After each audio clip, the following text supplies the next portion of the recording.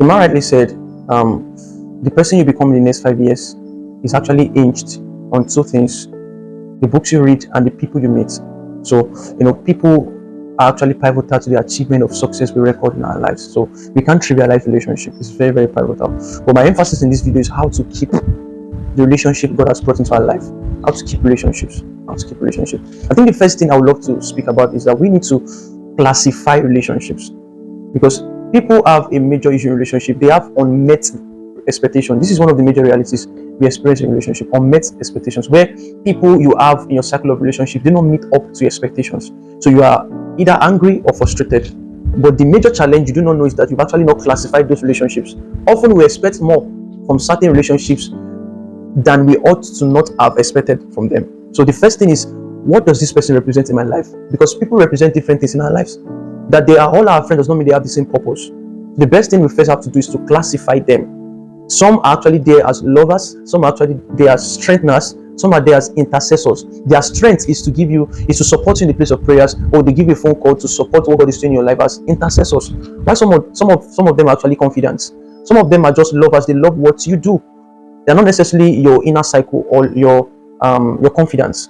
I think a man rightly divided relationship into three. We have the constituents, we have the comrades, then we have the confidants. The constituents are actually people that are not actually in loyalty to you or allegiance to you, but they actually just support what you do, your vision. They support what you do. That's your vision. That's what they're really interested in. They're interested that you prosper in your career. They're interested that your business keep flourishing. They're interested in whatsoever you do. So, the second kind of people in this video I would love to share is actually the comrades.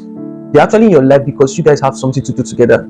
So I would get that you don't have any relationship. For instance, the Sadducees and the Pharisees, they don't used to be close before, but they had a close relationship because they had a common enemy, which was the Christ.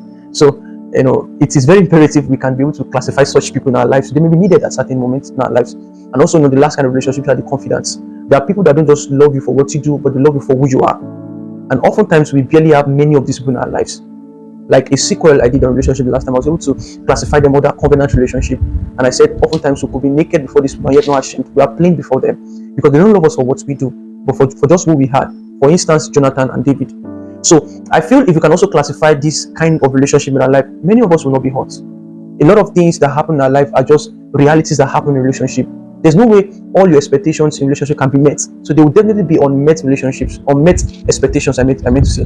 So we should always prepare ourselves for them and also classify this relationship. And I think the second point I would love to share is that people must always learn to give their commitment to relationship.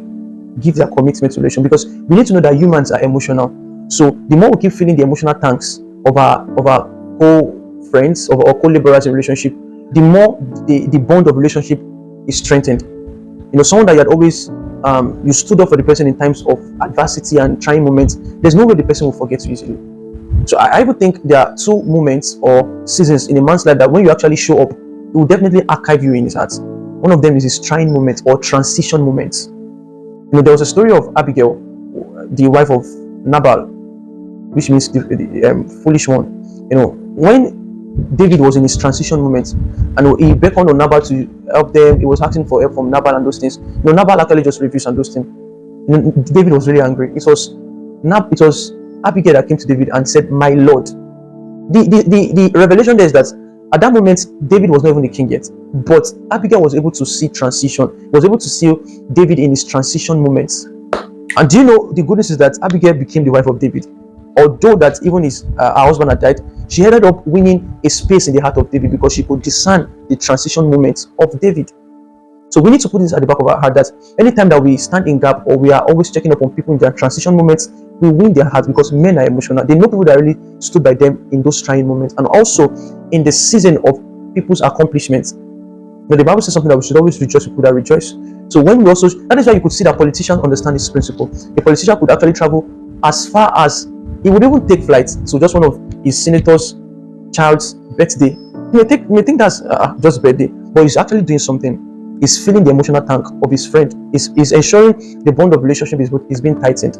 Very, very important. I feel this is very, very imperative we check these two moments in our lives: trying moments and transition moments, and also the seasons of our accomplishment. Stand by people in this season. And I know that as we do this, we'll see that we are strengthening the bond of our relationship with people. Thank you for listening, and do not forget to subscribe. God bless you.